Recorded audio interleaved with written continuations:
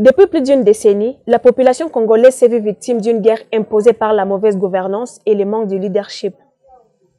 En date du 30 août 2023, la population de Goma, débordée par l'insécurité et les massacres de tout genre, devant l'impuissance de la force onusienne, la MONUSCO, s'est vue obligée de descendre dans les rues pour contester et réclamer soit la solution de la part de la MONUSCO, soit son départ.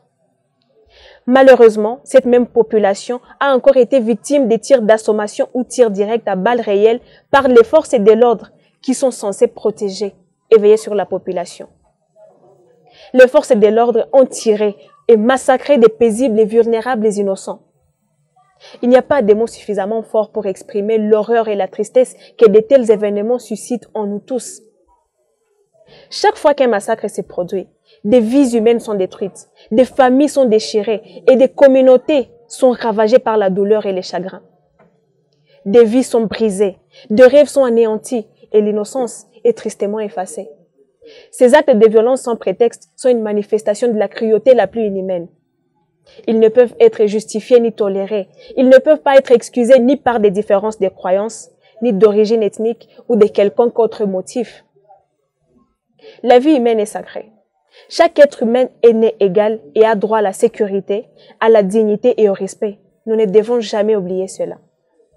On a compris que ce massacre vise délibérément à s'aimer le chaos et la terreur au sein de nos sociétés. Comment pouvons-nous agir face à cela? C'est taire ou fuir? Comment des personnes qui sont censées protéger la population sont les mêmes qui sèment la terreur dans la population?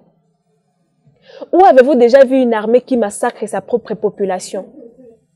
Comment pouvons-nous envisager de renforcer les systèmes de sécurité? Pourtant, c'est ces mêmes systèmes qui créent le chaos.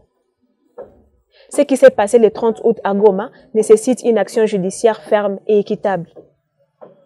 Les responsables de ces crimes doivent être traduits en justice dans le respect des droits de l'homme et de l'état de droit.